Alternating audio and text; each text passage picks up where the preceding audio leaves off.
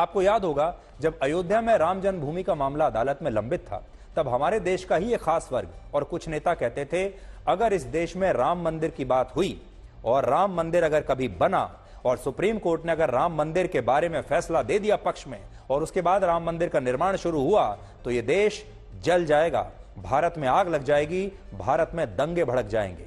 यह संभव नहीं है। लेकिन जब सुप्रीम कोर्ट ने राम मंदिर के पक्ष में फैसला दिया और जब अयोध्या में 22 जनवरी को रामलला की प्राण प्रतिष्ठा हुई तो ना तो कहीं आग लगी और ना ही कहीं कोई दंगा हुआ। इससे बात समझ में आती है कि शायद भारत के सभी मुसलमान राम मंदिर के खिलाफ नहीं है।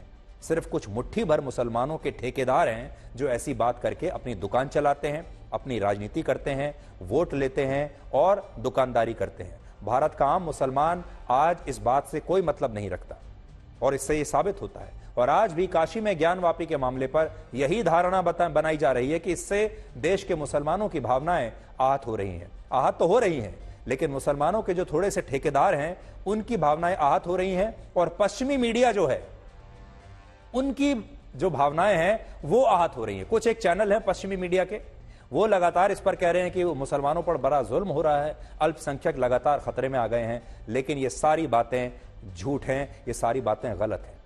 लेकिन देश का असली और सच्चा मुसलमान कैसा है वो आज आप इन तस्वीरों से समझ सकते हैं। राम मंदिर से आई ये तस्वीरें मुसलमानों के उस जत्थे की हैं जो पैदल चलकर और तपस्या करके 6 दिन में लखनऊ से अयोध्या पहुंचा है पैदल। और कल इन मुसलमानों ने राम मंदिर के दर्शन किए हैं, भगवान श्री राम के दर्शन किए हैं।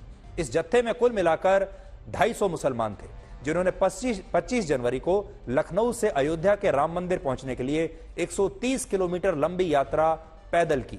और इस दौरान ये सारे राम भक्त मुसलमान प्रतिदिन 25 किलोमीटर पैदल चलते थे।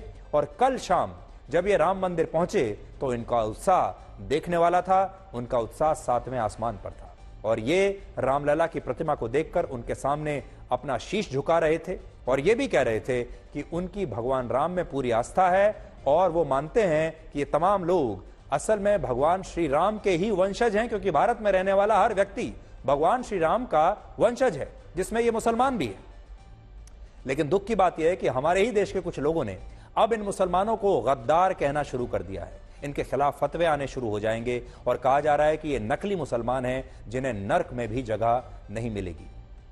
लेकिन सोचिए, जब भारत के लाखों हिंदू हर साल अजमेर शरीफ की दरगाह पर जाते हैं, या जब भारत के प्रधानमंत्री नरेंद्र मोदी मुस्लिम देशों की मस्जिदों में जाते हैं, या जब फ्रांस के राष्ट्रपति इमैनुअल मैक्रों अभी अपनी भारत यात्रा के दौरान दिल्ली में हजरत निजामुद्दीन की दरगाह पर जाते हैं, तो किसी को इन तस्वीरों पर कोई आपत्ति नहीं होती। उनके खिलाफ कोई ऐसा बात नहीं कही जाती कि वो अपने धर्म के खिलाफ जा रहे हैं, अपने धर्म का अपमान कर रहे हैं। लेकिन जब कुछ धर्मनिरपेक्ष मुसलमान राम मंदिर चले जाते हैं तो उन्हें गद्दार बता दिया जाता है।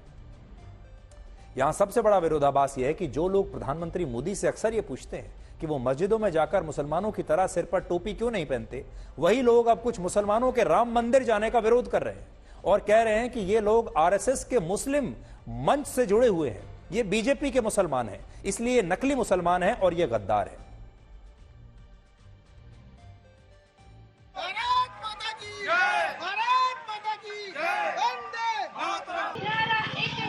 जय श्री राम, जय श्री राम, भारत माता की जय, वंदे मातरम, भारत माता की जय, भारत माता की जय। रामलला के दर्शन किए जा रहे हैं? जी, रामलला के दर्शन के लिए जा रहे हैं। क्या मानते हैं आपके नबी हैं?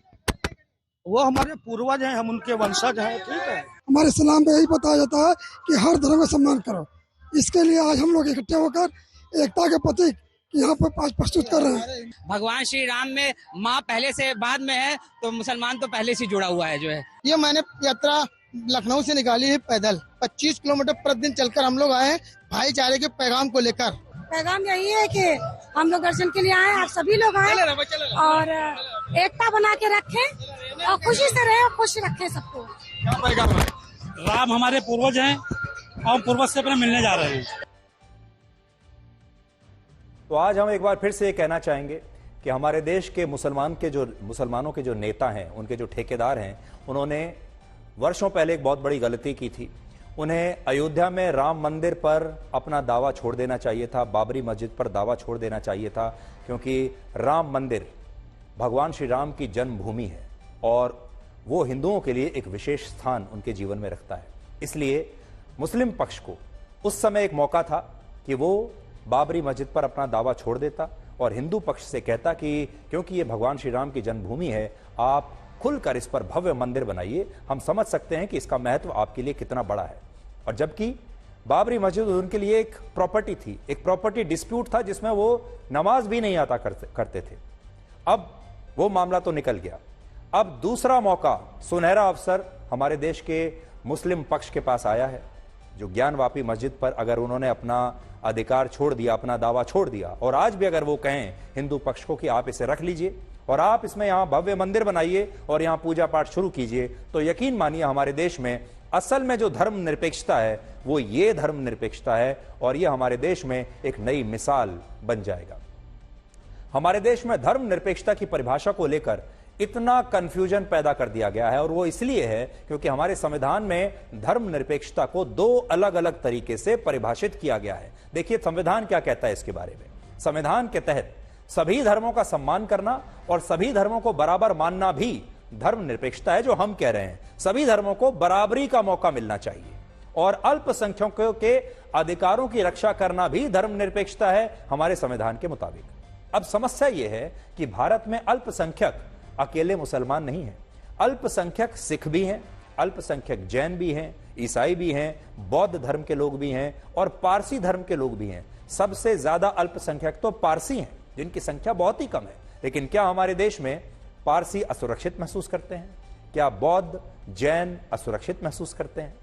इन धर्मों के लोगों की आबादी बहुत कम है और ये धर्म वोट बैंक के लिहाज से राजनीतिक पार्टियों को कोई ज्यादा फायदा पहुंचा नहीं सकते, क्योंकि इनकी आबादी ही कुछ नहीं है। ये ना किसी को हरा सकते हैं ना किसी को जिता सकते हैं। इसलिए हमारे देश में अल्पसंख्यक का असली मतलब सिर्फ मुसलमानों तक सीमित कर दिया गया, क्योंकि उनकी संख्या 20 करोड़ है और मुसलमानों के अधिकारों की रक्षा को ही असली धर्मनिरपेक्षता मान लिया गया, क्योंकि उनकी संख्या ज्यादा है, उनके वोट ज्यादा हैं और बड़ी बड़ी पार्टियों ने इसे एक बिजनेस मॉडल बना लिया चुनाव जीतने का। और वो मुसलमानों की भावना से भी खेलते रहे और हिंदुओं की भावना से भी खेलते रहे। मकसद सिर्फ इतना था कि चुनाव जीतना है, एक अलग वोट बैंक तैयार करना है। जबकि धर्मनिरपेक्षता का विचार जिन पश्चिमी देशों से भारत ने अपने संविधान में कॉपी किया, वहां इसका मतलब यह कभी था ही नहीं। उन देशों में इसका मतलब था सभी धर्मों को समान मानना, लेकिन भारत में कुछ नेताओं ने अपनी राजनीति के लिए इसके मतलब को बदल दिया और इसी वजह से अब हमारे देश में जब कोई भगवान श्री राम का अपमान करके सुपरस्टार बन जाता है, मशहूर बन जाता है, तो इसे धर्मनिरपेक्षता की जीत बताया जाता है। लेकिन जब कोई मुस्लिम राम मंदिर जाता है तो उसे गद्दार बताकर उसके खिलाफ फतवा जारी हो जाता है और इसी बात को धर्मनिरपेक्षता के खिलाफ बताया जाता है। अब आप देखिए, बिग बॉस के एक विनर है, स्टैंड अप कॉमेडियन, भगवान राम का अपमान करते करते यहां तक पहुंच गए और इसी देश के लोगों ने भारी संख्या में वोट डालकर उन्हें जिता भी दिया। और यहां भी आप देख सकते हैं कि कितनी उनकी लोकप्रियता है, कितने लोग उनसे मिलने के लिए आए हैं। इसे लोग कहते हैं कि यह धर्मनिरपेक्षता है। लेकिन ये मुसलमान अगर राम मंदिर चले जाएं तो इनके खिलाफ फतवे आ जाते हैं और कहा जाता है कि यह गद्दार है। ये दोनों तस्वीरें आपके सामने आज मैं प्रस्तुत करता हूं, पेश करता हूं, आप सोचिएगा।